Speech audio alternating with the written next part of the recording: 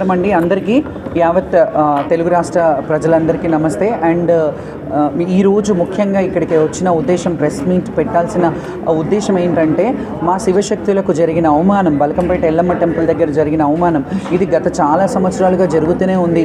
గత ప్రభుత్వాలలో కూడా కొంత ఇబ్బందులు జరిగినా వాళ్ళు సమీక్షించుకొని అట్లీస్ట్ మమ్మల్ని పిలిచి, అప్పట్లో తలసాని శ్రీనివాస్ యాదవ్ గారు మమ్మల్ని పిలిచి మాట్లాడి పాసులు ఇవ్వడం జరిగింది. ఈసారి కూడా అలా ఇస్తారేమో అని ఎక్స్పెక్ట్ చేశాం, కానీ ఎవరు మీటింగ్స్కి మమ్మల్ని ఇది చేయలేదు. మీటింగ్స్లో మాకు మాట్లాడే అవకాశం ఇవ్వలేదు. మేము వెళ్ళినా కానీ అక్కడ వాళ్ళే వైండ్ ఆఫ్ చేసి కంప్లీట్ చేసి వెళ్ళిపోయారు. దాని తర్వాత మాకు బల్కంపేట ఎల్లమ్మ కళ్యాణం రోజు మా శివశక్తులని, జోగినీలను విచక్షణారహితంగా, అసలు విచక్షణ లేకుండా ఎలా కొట్టారు. వాళ్ళ బొక్కలు ఊడుతున్నాయి, తలలో ఇంతింత బొడుసులు వచ్చినాయి. అవన్నీ పోలీసు వాళ్ళు మీద ఖచ్చితంగా చర్యలు తీసుకోవాలి. ఎవరెవరైతే పోలీసులు లాఠీ చార్జ్ చేస్తారో వాళ్ళ మీద చర్యలు తీసుకోవాలి. అండ్ చెయ్యి ఎత్తేటప్పుడు ఒకసారి ఆలోచించాలి, ఎవరున్నారు, బోనం ఉందా. అంతెందుకు గతంలో మీరు చూసుకున్నట్టయితే నా ఛాతీ మీద చేసి నూకిన పోలీసులు ఉన్నారు. దాన్ని సీసీ ఫుటేజ్ పెట్టమన్నాను, అప్పుడు పెట్టలేదు కదా, ఎందుకంటే అప్పుడు నడిపించే రాష్ట్రానికి తెలుసు అక్కడ ఏం జరిగిందో. కాబట్టి ఆ అవమానాలు ఎన్నేళ్ళు ఇంకా మేము ఈ అవమానాలు భరించాలి. దేవుడి నైవేద్యం తెచ్చే బిడ్డలము, దేవుడి బిడ్డలుగా మమ్మల్ని భావిస్తారు, దేవుడి భార్యలుగా మమ్మల్ని భావిస్తారు. నగర భార్యలుగా మేము ఉన్నప్పుడు మాకు కనీస ఫెసిలిటీస్, అంటే ఫెసిలిటీస్ మేము అడిగేది కూడా మాకు చీర ఇవ్వండి, సారీ ఇవ్వండి, మాకు డబ్బులు ఇవ్వండి అని అడగట్లేదు. మేము ఓన్లీ దైవ దర్శనానికి, బోనం తెచ్చడానికి అవకాశం ఇవ్వండి. మాకు స్పెషల్గా మాలో కూడా వీఐపీల లాగా కన్సిడర్ చేయండి. కొంతమందిని పెద్ద ఏడంత్రాల బోనాలు తెచ్చే వాళ్ళని కన్సిడర్ చేసి వాళ్ళకి స్పెషల్గా లైన్ అరేంజ్ చేయండి. ఎందుకంటే కొంతమందికి ఏం చేస్తారు, షామియానాలు వేసేస్తారు, ఏడంత్రాల బోనం ఉంటుంది, అది వాళ్ళు దించి మళ్ళీ తేవాల్సి వస్తుంది. అది కూడా మీరు దృష్టిలో పెట్టుకోవాలి. ఈ సంవత్సరం ప్రభుత్వం ఖచ్చితంగా దిగొచ్చి మా శివశక్తులకు ఎలాంటి అయినా బోర్డు ఏర్పాటు చేస్తారా, కమిటీ ఏర్పాటు చేస్తారా. ఈ ఒక్క దేవాలయాలకే కాదు, తెలంగాణలో ఉన్న కొమరెల్లి మల్లన్న స్వామి అయినా, బల్కంపేట ఎల్లమ్మ అయినా, మహంకాళి అయినా, లాల్ దర్వాజా అయినా, గోల్కొండ అయినా, ఏడుపాయలైనా, భద్రకాళి అయినా, అండ్ మన సమ్మక్క సారక్క అయినా, ఈ అన్ని గుళ్ళల్లో కూడా మాకు స్పెషల్ అలాట్మెంట్ ఇవ్వాలి. మేము వెళ్ళినప్పుడు స్పెషల్ దర్శనాలు మాకు కావాలి. మా శివశక్తులు ఎవరన్నా వెళ్తే మాకు ఒక ఐడెంటిటీ ఇవ్వండి. మేము కూడా వాళ్ళకి దగ్గరగా ఉండి మా పిల్లల్ని పంపించి మేము దర్శనం చేయించుకునే వీఐపీలు ఎలాగైతే వీఐపీ లెటర్స్ ఇస్తారో మాకు కూడా అవకాశం ఇవ్వండి మా పిల్లలు దర్శనం చేసుకోవడానికి. ఎందుకంటే మా వాళ్ళు ఉట్టిగా రారు. ఎక్కడికి వెళ్ళినా శివశక్తులు ఒక పట్టు చీర తీసుకొని, తలంబ్రాలు తీసుకొని, పట్టు వస్త్రాలు తీసుకొని, మొక్కులు ముడుపులు తీసుకొని వస్తారు. కాబట్టి మీకు కూడా ఆదాయమే, ఎండోమెంట్కి కూడా ఆదాయమే. కాబట్టి మీరు ఒకసారి ఆలోచించుకోండి. ఇది ఒక్కటి, పోతరాజులని శివశక్తులని కొట్టినందుకు ఈ సంవత్సరం మేమందరం కూడా సామూహికంగా బోనాలు నిర్వహించడంలో మా ఇళ్లలోనే చేసుకుంటాము. మేము గుడికి రాము. ఈ గుడికి రాకపోవడం వల్ల ఏం అరిష్టాలు జరుగుతాయో అవన్నీ మీ ప్రభుత్వమే చూసుకోవాలి. ఎందుకంటే ఖచ్చితంగా అరిష్టం జరుగుతుంది. ఇప్పటి వరకు అలా శివశక్తులు బోనం పెట్టకుండా ఉన్న దాఖలా లేవు. మేము సేవ చేసేవాళ్ళం, సేవకులం. కాబట్టి మా బోనం సమర్పిస్తేనే అమ్మవారికి సంతోషం. మీకు తెలుసు, భవిష్యవాణిలో కూడా నా ఆడపడుచులు ఏడ్చుకుంటూ పోయారని నేను ఏడ్చినప్పుడు చెప్పినప్పుడు అమ్మవారు అంటే, నేను పెట్టే వందలాది బోనాలలో ఒక్క మెతుకైనా తిని ప్రసన్నం అయి ఉంటుంది కదా, నా గురించి నా బిడ్డలు ఏడ్చుకుంటూ పోయినారని చెప్పింది. అట్లా చెప్పినా కానీ మీరు ముందుకొచ్చి కమిటీలో మీటింగ్లు ఏర్పాటు చేసి మా అందరికీ ఒక హామీ ఇస్తే, ప్రభుత్వం వచ్చి అఫీషియల్గా, మీరు మామూలుగా నాకు కాల్ చేసేసి మేమేం ఇబ్బంది పెట్టకుండా పోతాము అని డీజీపీ గారు కూడా చెప్పారు, మీకు ఈ లైన్ ఏర్పాటు చేస్తామన్నారు. అది కాదు, మాకు ప్రభుత్వ పరంగా ప్రకటన ఇవ్వండి. మీరు ప్రెస్ మీట్ పెట్టి మీరు ఏం చేయబోతున్నారో శివశక్తులకి, జోగినీలకి, అది మీరు ప్రెస్గా అఫీషియల్గా ఇస్తే అప్పుడు మేమందరం కలిసి బోనాలు చేస్తాం. ఈ పండగని అంగరంగ వైభవంగా మా సొంత ఖర్చులతోని బ్రహ్మాండంగా ఆకాశమంత పందిరి, భూదేవంత పీటల్లాగా మేము చాలా ఘనంగా మా శివశక్తులు అందరం, మీరు ఎప్పుడు పిలిచినా, మీ గవర్నమెంట్ మా శివశక్తులు ఎప్పుడు కావాలన్నా అక్కడికి వందలు వేల బోనాలతో మేము వస్తాం మీ దగ్గరికి. అండ్ మా రిక్వెస్ట్ అండ్ మా డిమాండ్, సీఎం గారు ఖచ్చితంగా దీని మీద దృష్టి పెట్టి ఒక జోగిని, ఒక ఆడబిడ్డని, ఒక తెలంగాణ జోగిని మీ ముందు భిక్ష వేడుకుంటున్నాను. భిక్షాటనం చేసుకుంటూ రోడ్డు మీద బతికే పరిస్థితి తేకండి. మేము బోనాలు ఎత్తుకునే ఒక ఉపాధి మాకు, మా ఉపాధి మీద పొట్ట కొట్టకండి, మాకు అది చేసుకొనివ్వండి అని దయచేసి రిక్వెస్ట్ చేస్తున్నాను. Thank you so much. మన బల్కంపేటలో ఉంది, బల్కంపేటలో అమ్మవారి పెళ్ళయింది, ఎల్లమ్మ లగ్గమైంది, దాని తెల్లారి ఊరేగింపు అయింది. ఏంది జోగినీలందరూ బాగా తిడుతున్నారు గవర్నమెంట్ని, రేవంత్ రెడ్డిని. మీ పైన కూడా వాళ్ళు పోలీసులు జులుం చూపించారంట. ఏమైంది ఆ రోజు? గవర్నమెంట్ వచ్చినప్పటి నుంచి నీకేమైనా మంచి జరిగింది అన్న?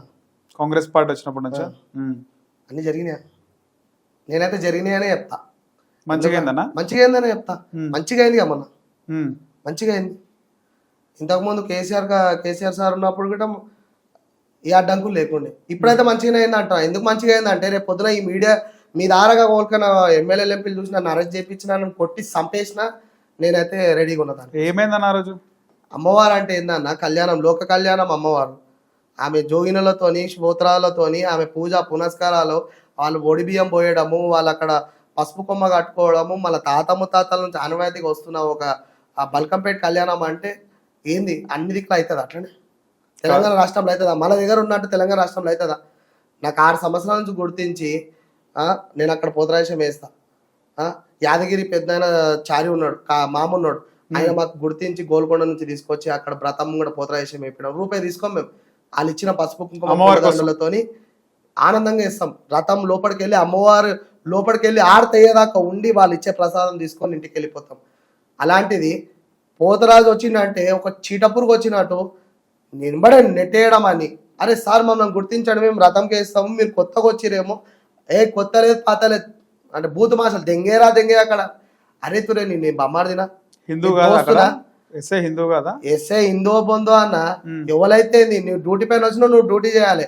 నీకు అర్థం కాకపోతే పైన అధికారిని అడుగు, లేకపోతే గుడి నెంబర్ని అడుగు. కానీ నీ సొంత నిర్ణయం నువ్వే తీసుకొని నువ్వే నా పైన యాక్టివిటీ చేస్తావా? నువ్వే నీ జులుం చూపిస్తావా? నీ మోతవారి అంటే నీకు డ్యూటీ వచ్చాడు వాళ్ళ అదే డ్యూటీ ఇచ్చేవాడు ఒక 10 నిమిషాలు పోతరాశం అయ్యి నా బాధ ఏందో నీకు తెలుస్తుంది.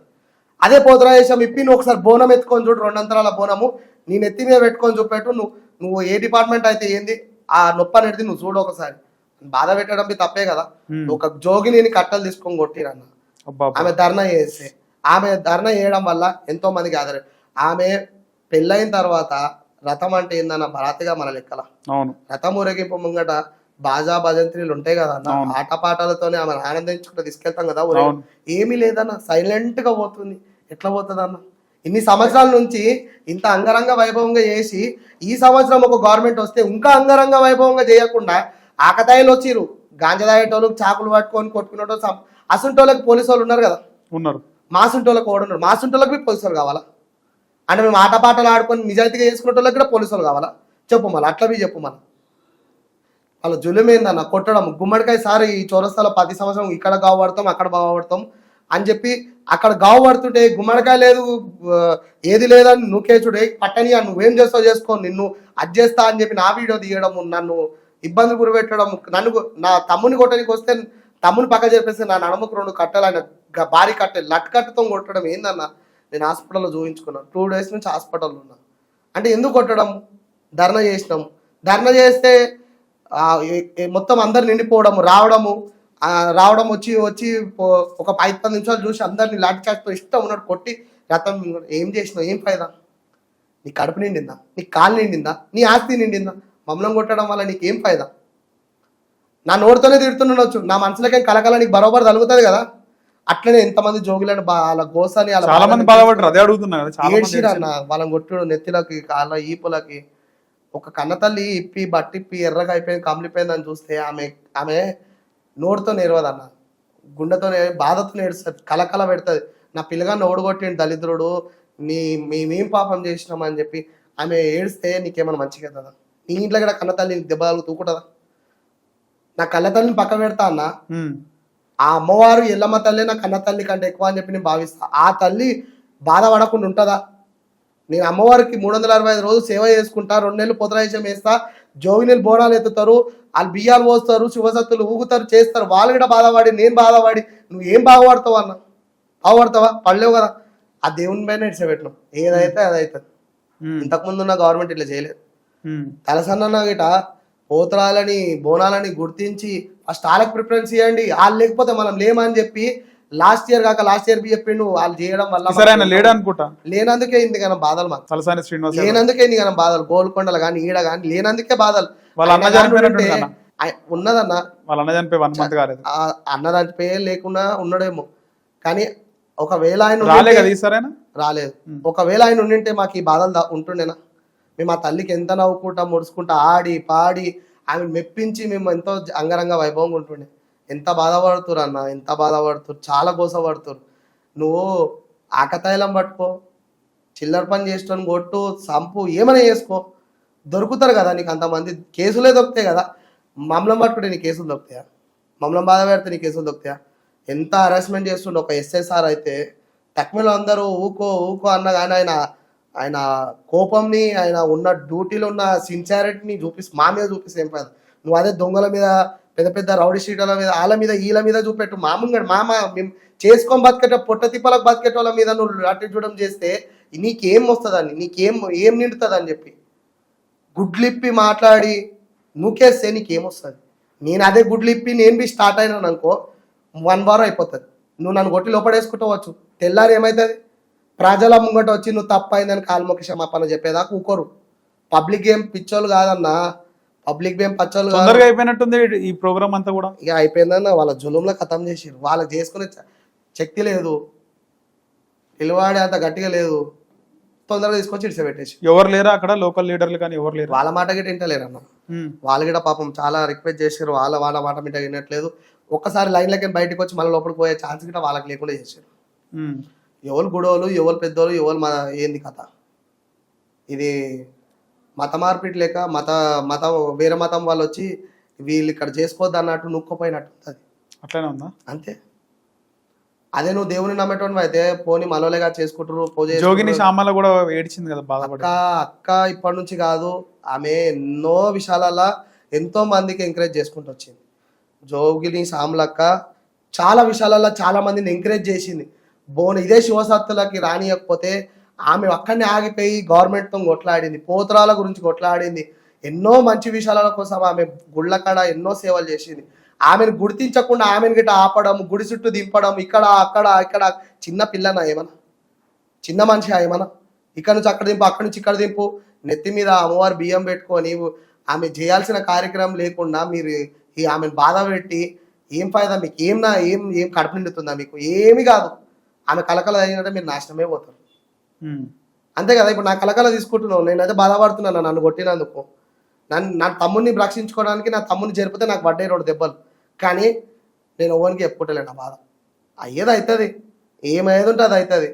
కానీ గట్ల చేయడం మాత్రం ఏమాత్రం మంచిది కాదన్న. నా మనస్ఫూర్తిగా బాధపడుతున్నా అంతే. రేపు పొద్దున ఈ వీడియో చూసి నన్ను అరెస్ట్ చేసి లోపడేసి కొట్టి చంపినా తల్లి కోసం చచ్చిపోతా అంతే. మళ్ళీ ఇంకోసారి ఇటువంటి చేతలైతే చేయడు కదా. ఇప్పుడు నా వల్ల ఇప్పుడు నేను బాధపడుతున్నా, వాడు రియాక్షన్ తీసుకుని నన్ను ఏమైనా చేసినా కానీ రేపు పొద్దున నాకు గుర్తింపు అయితే ఉంటుంది కదా. వీని కొట్టిరు, వీని చంపేసి ఇట్లా అయితే మళ్ళీ చేయొద్దు అని చెప్పి ఏదైనా దానికి సిద్ధం.